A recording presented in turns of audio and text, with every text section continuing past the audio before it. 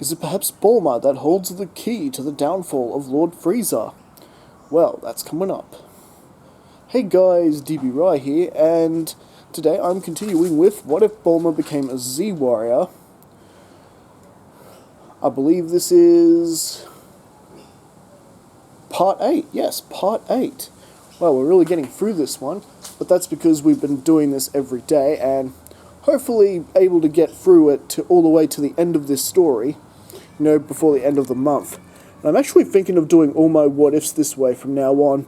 That way I can't lose track of where I'm up to, which I've done a couple of times, which you guys have pointed out in the comments, and I do apologise. Sometimes there's just so many what-ifs, so many, I forget where I was up to. Anyways, back to this story. Well, we are continuing right where we left off with our gang managing to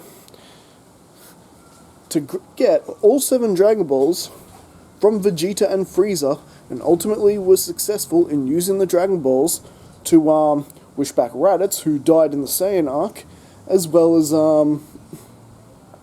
transfer Goku and Tien to the planet. The second wish was to bring Raditz to Namek, by the way. So that's all 3 wishes done. And good thing they did, because the Ginyu Force is on their way. And well, with Frieza, with his new scouter, he's on his way to Guru to try and get some answers on him. To basically just see if there's any Dragon Balls they may have missed that he might have. And well, why not beat the password out of him while he's at it? Frieza has no idea how the Dragon Balls work, so he has no idea that our heroes have actually used the Dragon Balls on him. He has no idea it has happened. Vegeta knows because he was right there with them when they used them. Vegeta reluctantly joining them now that the Ginyu Force have arrived. And the Ginyu Force is there, basically ready to attack. And this isn't really anything like the original battle between the Ginyu Force and the Heroes of Earth in the original. It's pretty much an all-out battle.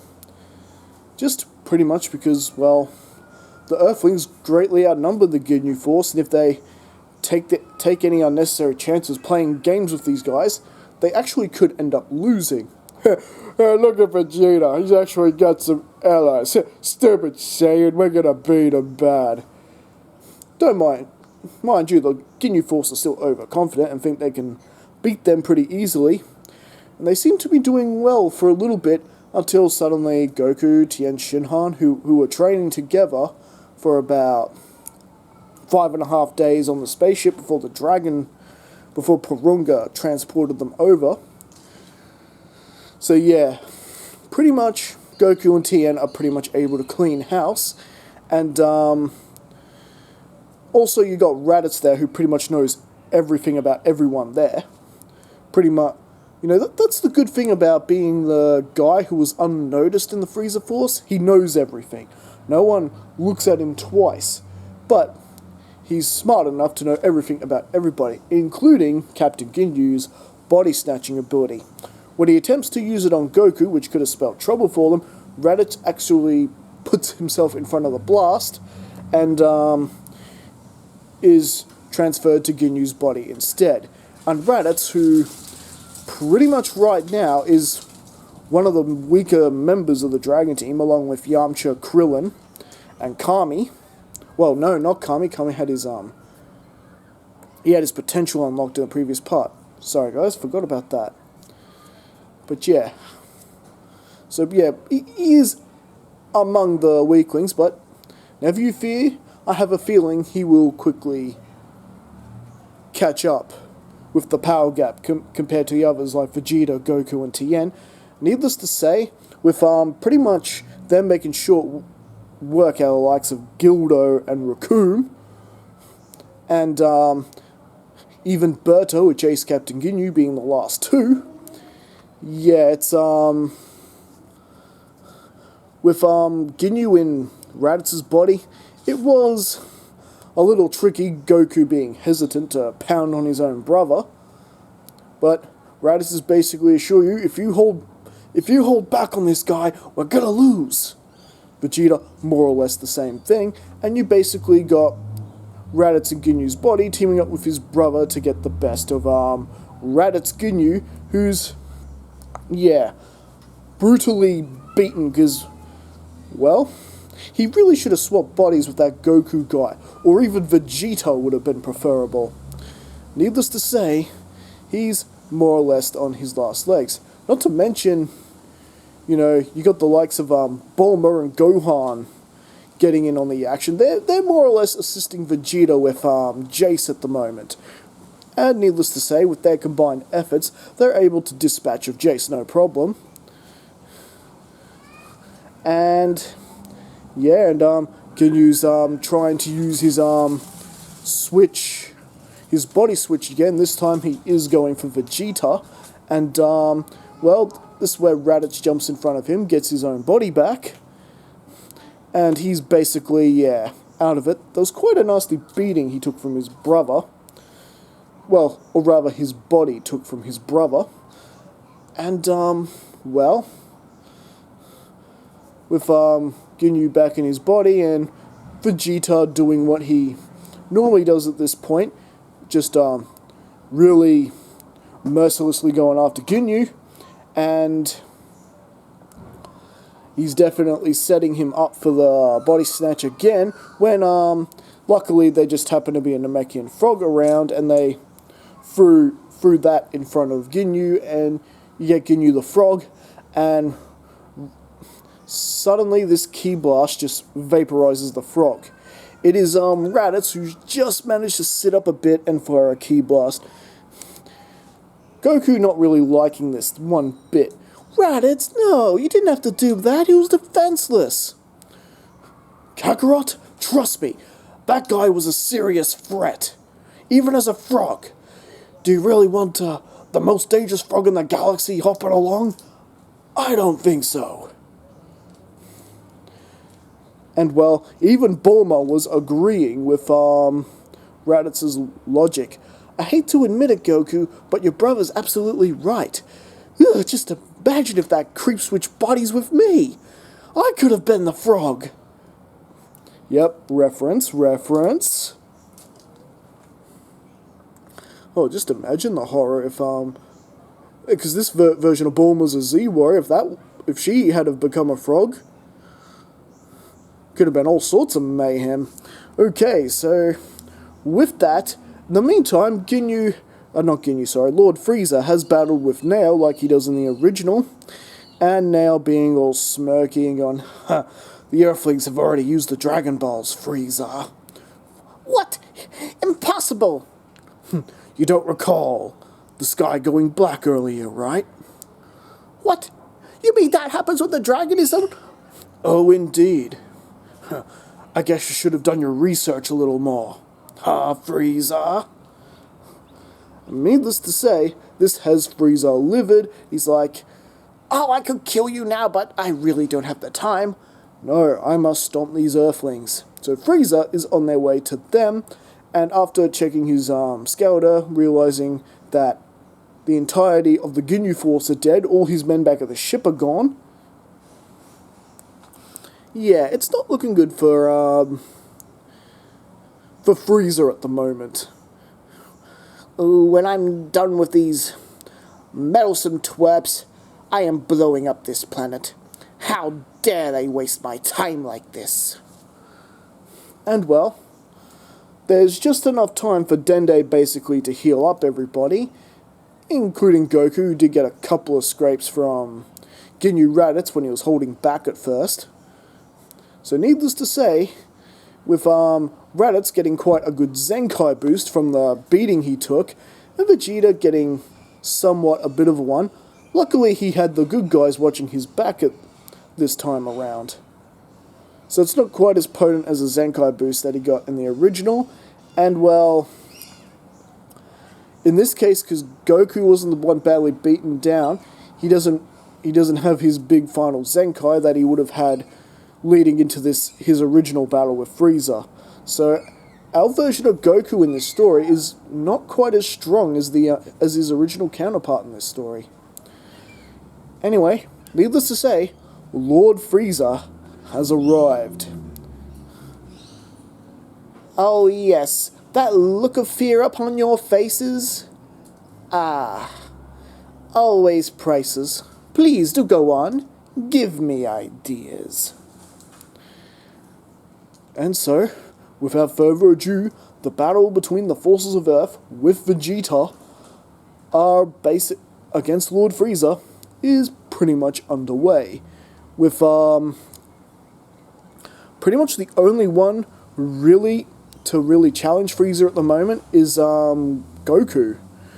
However, the teamwork of everyone else is making it hard for Frieza to get any ground, that to the point Frieza is pretty much going through his transformations. The first two transformations are not making much difference, just due to Goku's power when he goes all out. However, when he does transform into his third form, this is where Goku begins to have trouble, and their overall teamwork is beginning to fail. Even the combined efforts of Goku's family, Bulma and Gohan, getting in there, battling, combined Kamehamehas, are doing nothing for against Final Form Frieza. Now, Frieza hasn't powered up to 20% of his power or 50% of his power or anything like that yet. He's really just sort of playing around, and much like the original, it's not looking good, and Frieza's just having a lot of time, throwing a bunch of Saiyans around. After all, you got Raditz there too. Oh, more monkeys for me to play with, oh yes please. Frieza really wants them to suffer this time around. And well, then, basically, Vegeta comes up with the same plan he does with the original, and basically, with Raditz, they both blast basically holes into each other, and Dende starts healing them up, then trying to take advantage of their Zenkai boost so they could get some power to at least help out, or get the power to at least kill Frieza. And, well, considering how behind both of them are compared to Vegeta's original counterpart from the original, they've got to blast each other a couple of times before they've basically caught up to Goku's level. And at this point, remember, because Goku doesn't have Kaioken in this timeline, nor the Spirit Bomb to help him out. And, well, Raditz is like, alright, now what's next in this plan of yours, Prince? Vegeta starts powering up an energy ball. I think you know exactly where I'm going with this. Raditz still has his tail, also, after all. So, Vegeta throws the energy ball up in the air. If you really want to save Kakarot, look up into the sky. And Vegeta and Raditz both look up into the sky. And this sort of brings back memories for Raditz, back when he was teaming up alongside with Vegeta and Nappa, back when they were wrecking civilizations. And now they're using this power to try and get one over Frieza? Oh yes. And well, basically, Vegeta and Raditz pull their efforts into a combined Ki Blast beam struggle. Frieza does try to counteract with his own blast. Basically, this combined Ki Blast of Grade 8 Raditz and Grade 8 Vegeta basically takes over the role of the Spirit Bomb. Goku uses, and everyone else uses their chance to pull their attacks in as well, giving everything they've got as a final push against Frieza, and he's basically blown up, nowhere to be seen. Much like he is when Goku uses the Spirit Bomb on him in the original. And well, the explosion is so intense, it destroys the energy ball in the sky, and it rapidly dissipates with Raditz and Vegeta returning to their normal forms, to their base forms, and basically they're tired as well. And, well, there's a bit of a celebration. They think they've won, and Vegeta's still a little moany-groany because he didn't get his wish with the dragon and everything. And that, next time we meet, I'll be the top dog, blah, blah, blah. You could at least thank me, you know. It was my plan. And, well, that is basically when Frieza shows himself again. And, well, he's aiming a death beam directly at Goku when Bulma basically gets in front of it and is killed right in front of her husband Goku. And, well, the next death beam goes off, and the next one is Krillin, like in the original, and we know what happens there. Krillin is also dead, and, well, I think we all know what's happening next. It is Super Saiyan time for Goku, but this time, the transformation is a bit more potent than what it is in the original. Due to Goku's rage, Goku is more angry than what he was in the original.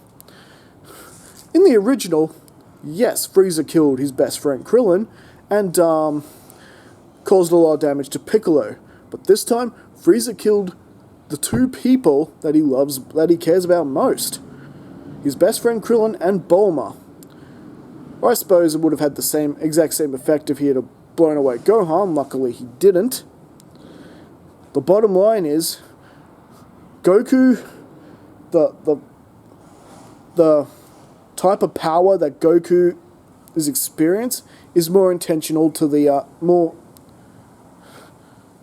has more intensity to it than his original counterpart did. He's a bit more harder to control himself, so to speak. He's basically blinded with rage at the moment, and it's directed directly at Frieza. Goku is going all out against Frieza, and he's not even giving him the chance to power up. None of this, you want to fight me at my best, Saiyan. None of this, I'm gonna blow up the planet in 5 minutes, let me charge up. No, none of that is happening. Unfortunately, you killed the Saiyan's wife. You didn't just kill his best friend this time, you went ahead and killed his wife too. So, yeah, it's not looking good for Frieza. Meanwhile, Kami has been telepathically messaging his companion back on the lookout, Mr. Popo, who has been secretly gathering up Earth's Dragon Balls, basically in amongst this time.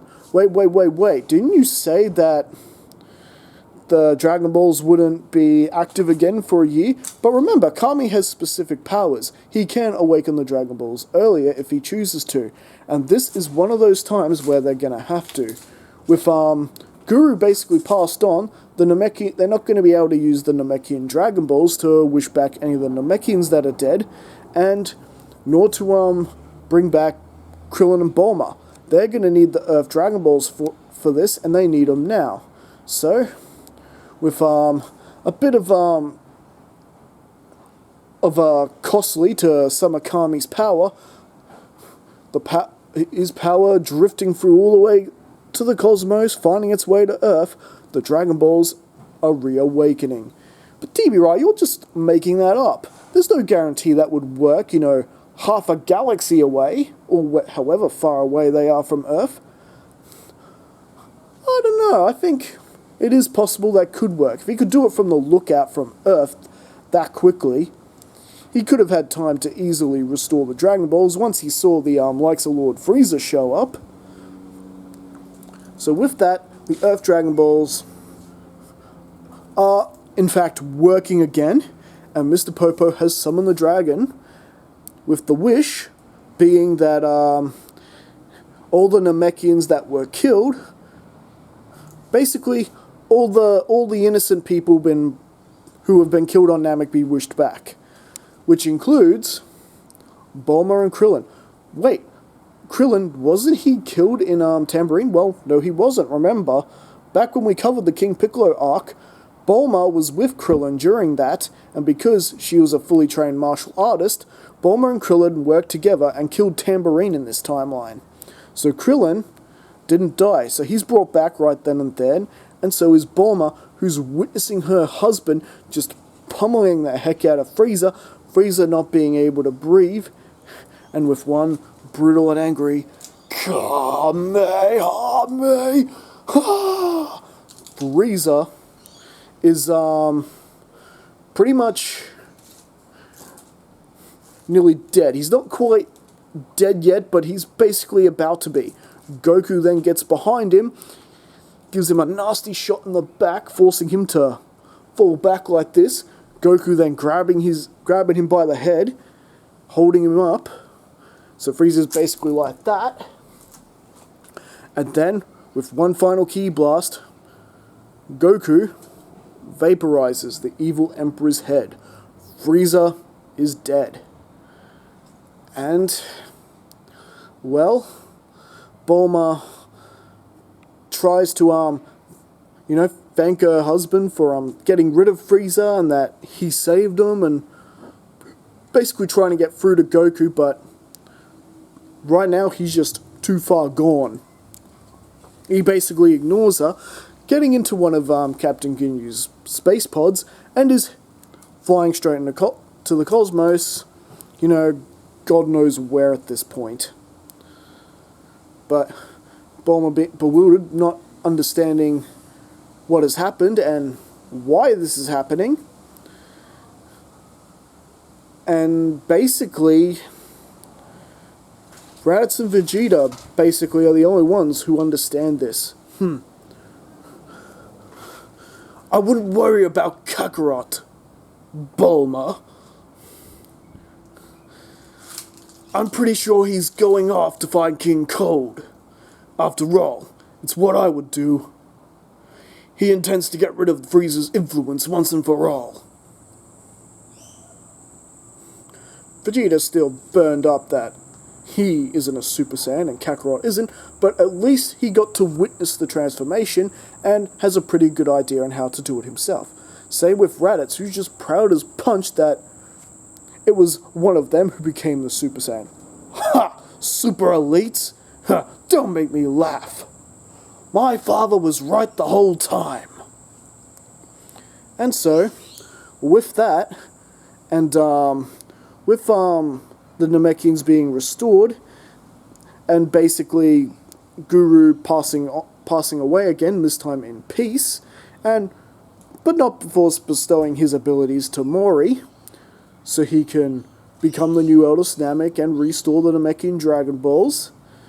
And they're all basically thanked with their gratitude.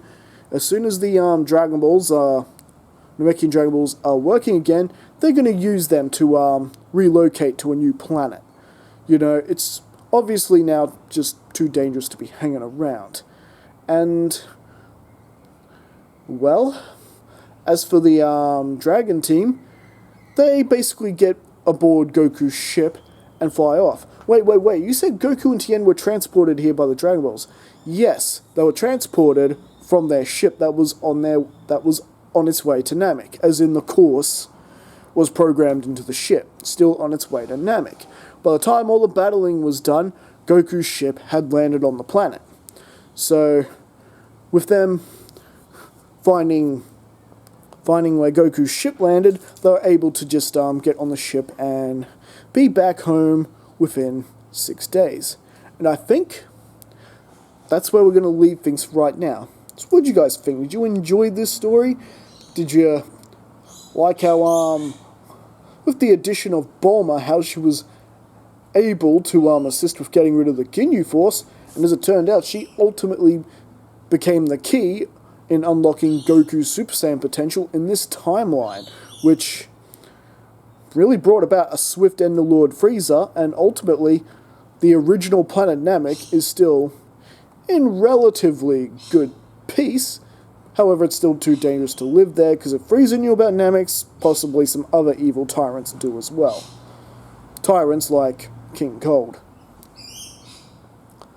But the planet is still there, which will look good, in Beerus's report, if he weren't napping at this time. So, as always, don't forget to leave your thoughts, and don't forget to leave your thoughts in the comments. Don't forget to like and subscribe to the channel if you haven't already, and I'll see you guys again next time. Alright, I'll catch you later.